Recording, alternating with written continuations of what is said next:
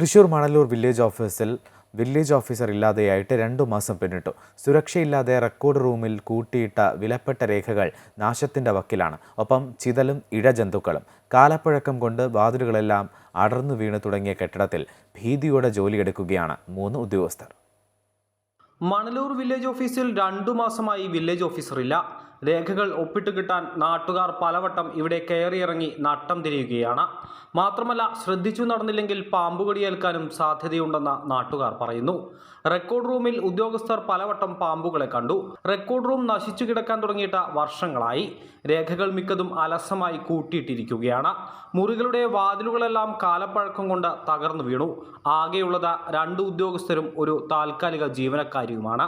Village ഓഫീസിലേക്ക് അതിന്റെ വാതിലൊക്കെ തകർന്ന് ആളുകൾക്ക് ഒരു അടച്ചുറപ്പില്ലാത്ത രീതിയിലാണ് ജോലിക്കാർ അവിടെ ജോലി ചെയ്യുന്നതും. ഒപ്പം ഇഴജന്തുക്കളുടെ ശല്യം അവിടെ ഉണ്ടെന്നാണ് വില്ലേജ് ഓഫീസിലെ ജീവനക്കാർ പറയുന്നത്.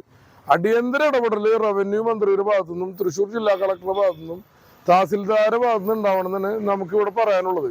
മേലധികാരികളുടെ ശ്രദ്ധയിൽപ്പെടുത്തിയിട്ടും വില്ലേജ് ഓഫീസിന്റെ ശോചനീയാവസ്ഥയ്ക്ക് ഇതുവരെ പരിഹാരമായില്ലെന്നാണ് ആക്ഷേപമുയരുന്നത്.